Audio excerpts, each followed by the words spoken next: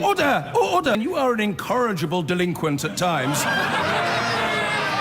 Behave yourself, man! Temperatures in Texas have returned to normal February levels, but after the bitter cold of Winter Storm Uri, there are bitter recriminations in the Lone Star State. In Harris County, home to the city of Houston, some residents are still having to boil water to make it safe.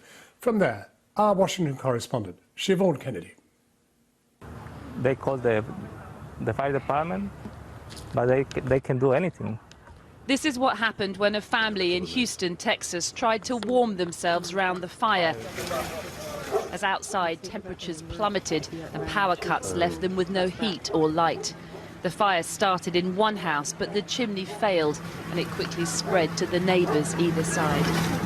You know, it was too cold, it was freezing. I think they looked the way to get some heat in the house. Alfredo Malagon lives opposite and came home to find his street ablaze. Everyone managed to escape, but when the fire brigade arrived, they couldn't help either because the water in the mains had frozen too. So people that were burning a fire to keep warm because it was freezing.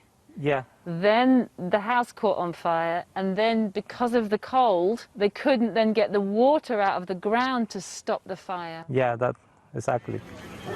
And you all would just have to stand and watch 3 houses burn to the ground. Yeah, everybody just watching. Nobody can do nothing. Just up the road, and this tap now gushes freely, providing much needed water for this still struggling community in the southwest corner of Houston. Across Texas, electricity has now been restored. The sunshine has returned too, but thousands still have no clean water. I'm here to deliver water. And burst pipes have left a sodden network of collapsed ceilings and damaged floors. I'm here because Miss Shepherd sent me and said you needed some water. Yes. Some, like Maydeen Lewis, who's almost blind, had gone without water for several days.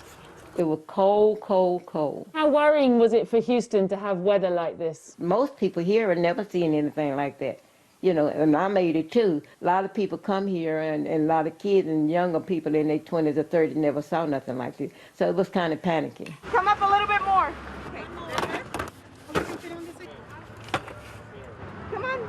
Others wait in line for free supplies at one of the dozens of makeshift distribution centers that have sprung up across Houston in response to the crisis. Well, you know, there's a saying, when hell freezes over, well, hell froze over here in Texas. And people are turning out, they're desperate. Yes, people were in line since 5 o'clock this morning, and this event started at 9:30. This system failed.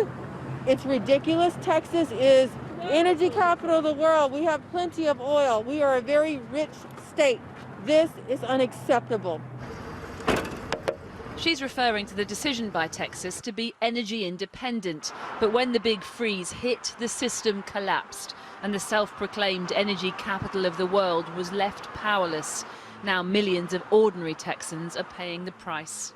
It's been one crisis over another, and unfortunately a lot of the minority and lower income communities get hit the hardest. There are communities in Houston that do suffer more than others, and it's the black and brown communities. Alice Torres feared for her life during last week's storm when the oxygen supply she relies on was cut off as the power failed. That was a deep concern for me because I knew I needed the oxygen. It was life-sustaining. She managed to source a generator and was able to weather the storm. Thankfully, she says, because she's still waiting for repairs to her home from the last big one, Hurricane Harvey, 4 years ago. Then came COVID, which, like a disproportionate number of Latin Americans, she contracted, as did her mother, who didn't survive. We couldn't see her. We couldn't be with her. We had to say our goodbyes via iPad. How do you feel? Is it just Houston bad luck? What is it? My heart breaks. It continues to break. But we're from Houston. You know, we have the saying, Houston strong. You know, Houston proud. So I'm not going to get up and walk away. But you say Houston strong, Houston proud. Yes.